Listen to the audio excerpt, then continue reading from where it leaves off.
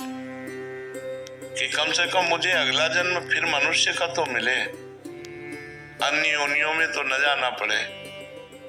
कितना दुख है अन्य योनियों में, बहुत दुख है।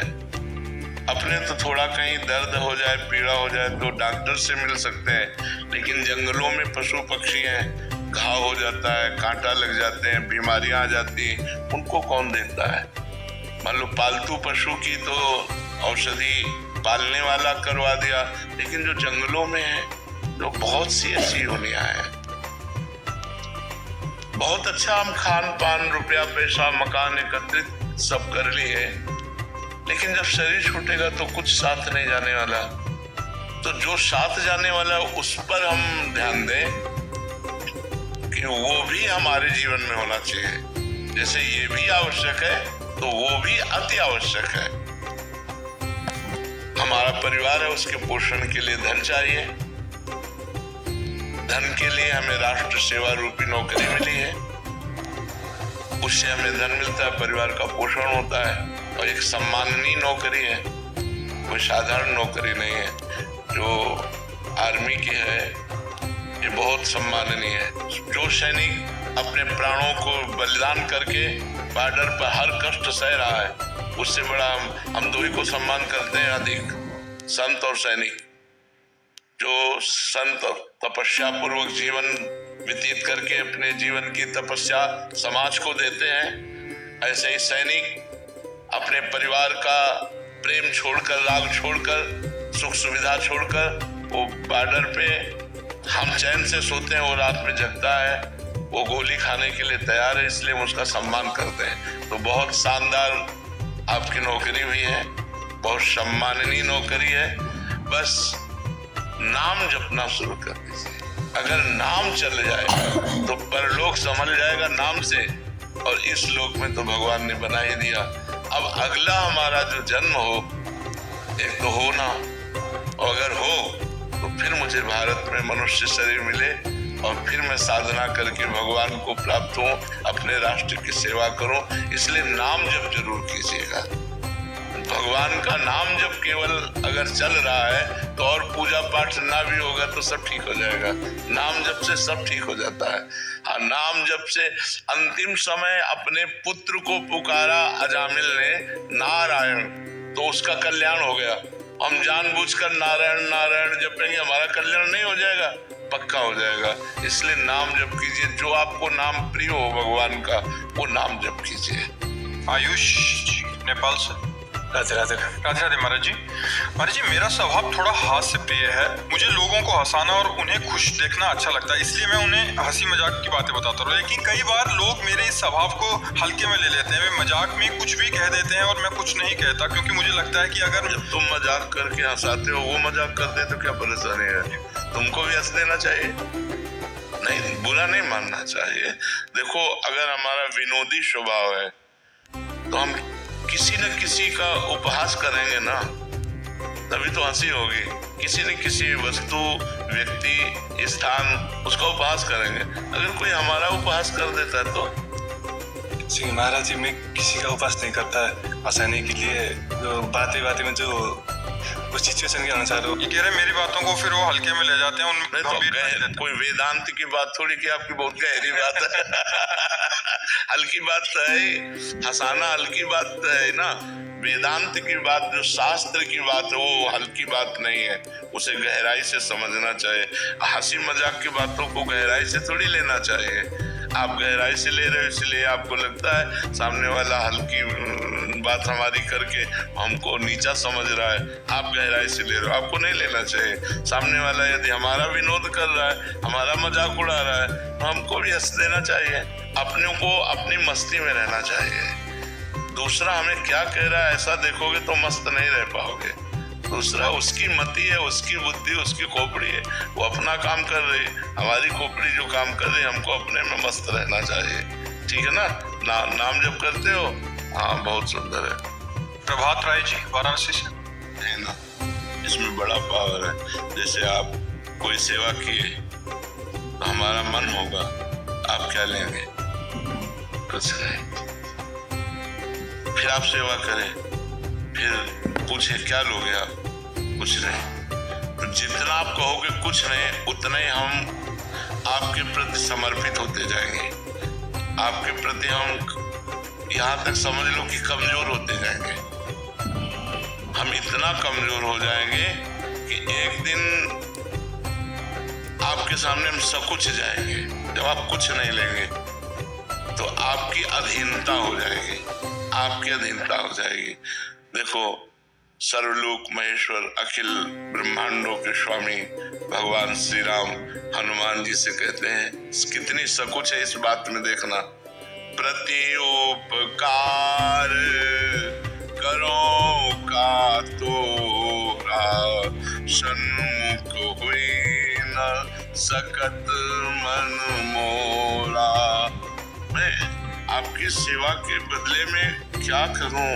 मतलब इतना मन सकुच गया है कि तुम्हारे सामने नहीं हो रहा है। सन्मुख हो ही न सकत मन मोरा, सुन सुत तात उरिन मैं नाही, करे विचार देखा मन माय। हे तात, हे पुत्र, हे वत्स, मैं तुमसे कभी उरिन नहीं हो सकता। भगवान अधीन हो गए। निष्कामता में जब हम सेवा करते हैं किसी से और कुछ नहीं लेते तो वो अधीन हो जाता है, वो सकुच जाता है। यही सबसे बड़ी बात है। सेवा का स्वरूप यही है कि स्वामी प्रसन्न होकर के ऐसा सोचे कि मैं क्या दूं, और सेवक मुझे कुछ नहीं चाहिए। ये सेवक और ऐसे स्वामी बिरले हैं। ऐसे स्वामी सिर्फ भगवान है, और ऐसे स्वामी सिर्फ भक्त हैं जो अकिंचन और निष्काम भक्त है। तो भगवान अपने आप को दे देते हैं। जो कुछ नहीं मांगते हैं उनको भगवान अपने आप को दे देते। उन भक्तों के पीछे पीछे भगवान डोलते हैं, कहीं कोई विपत्ति, कहीं कोई कष्ट ना हो जाए। जहाँ मेरा भक्त चरण रखे वहां रखूं मैं हाथ, पीछे पीछे मैं फिरूं कभी न छाड़ू साथ। भक्तन पाछे यो फिरत ज्यों बछड़ा संगाए। अगर थोड़ा भी कोई संकट का अवसर आता है वहां भगवान तुरंत भक्त का सहयोग कर देते हैं। भक्त क्योंकि वो निष्काम भक्त है ना, जहाँ जहाँ भक्तन को कछु परत है संकट आए, ताता आपुन बीच होए, उस संकट में तुरंत उसकी रक्षा करते हैं। तो बहुत उत्तम भक्ति है जिसमें भगवान से मांगा न जाए, पर हम लोग ऐसे मांगता है कि भक्ति थोड़ी है और मांग बहुत ज्यादा है। मतलब बहुत विचित्र संसार का स्वरूप है।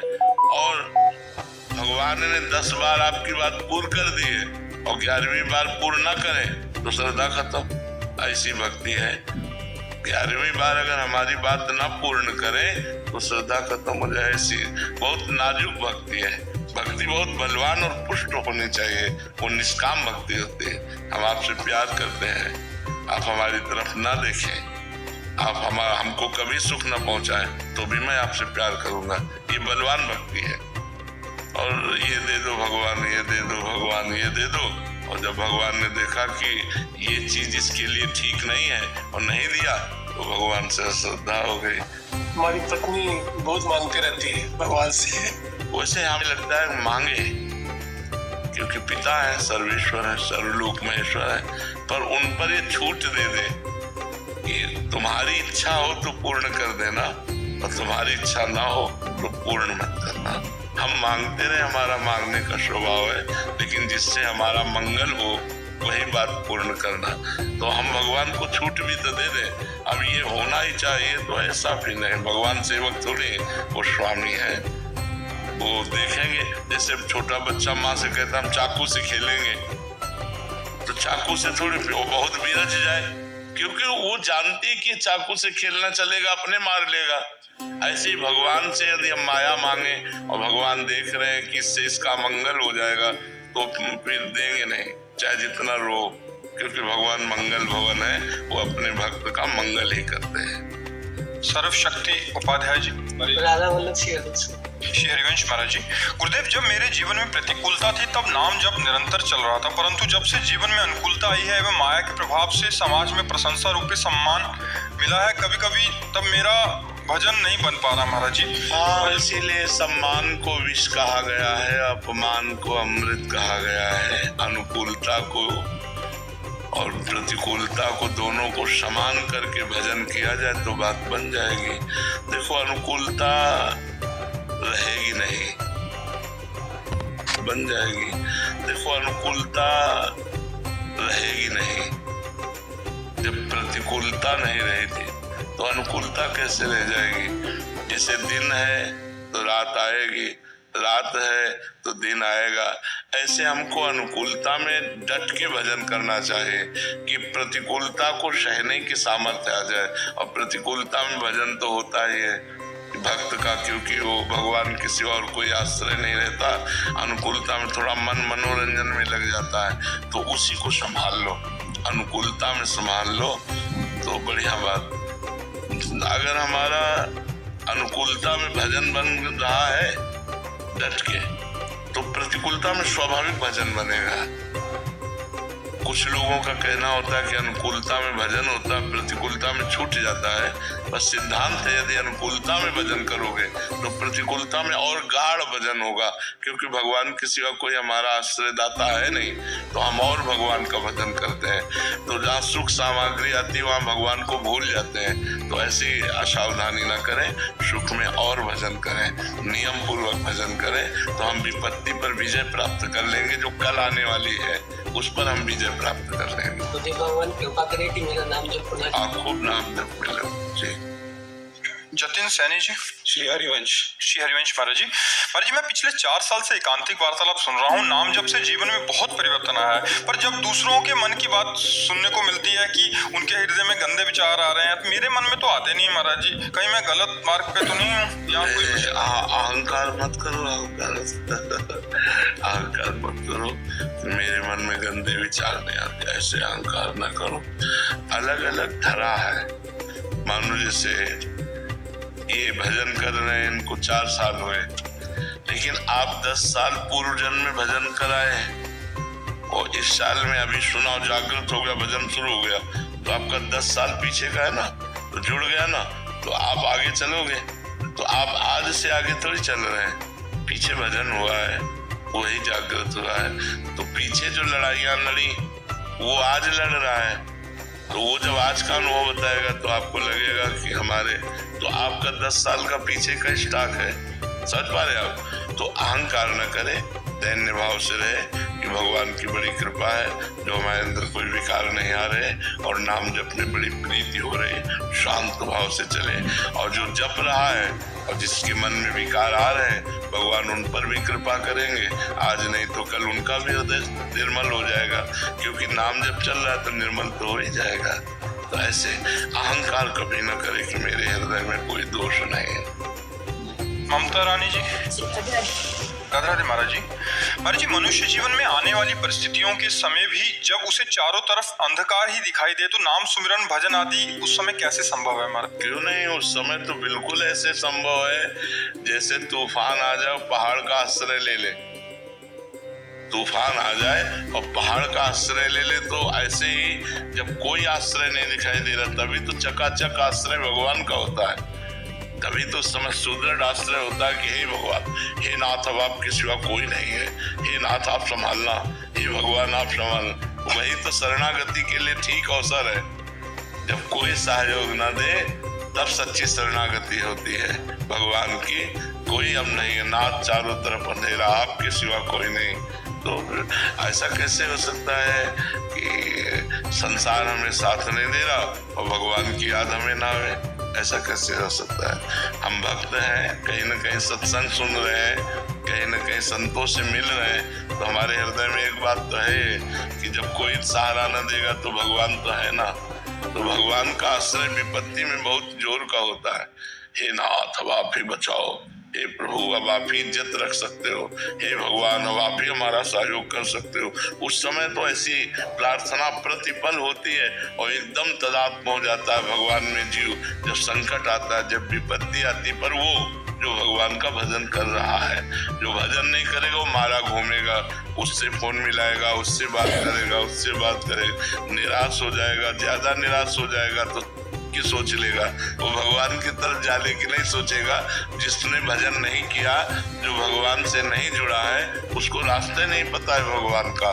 नहीं तो जो थोड़ा भी भजन करता है तो जहाँ विपत्ति आई तो एकदम समिट गया और एकांत होकर भगवान का सुमिरन करता है, और उसके विपत्ति का नाश निश्चित होगा जो विपत्ति के समय भगवान का सुमिरन करता है। हरि स्मृति सर्व विपद विमोक्षणा, भगवान की स्मृति समस्त विपत्तियों का नाश कर देती। पक्का खूब नाम जप करो, और कभी भी संकट आवे तो केवल भगवान का आश्रय लो, केवल भगवान से प्रार्थना करो, केवल भगवान को पुकारो।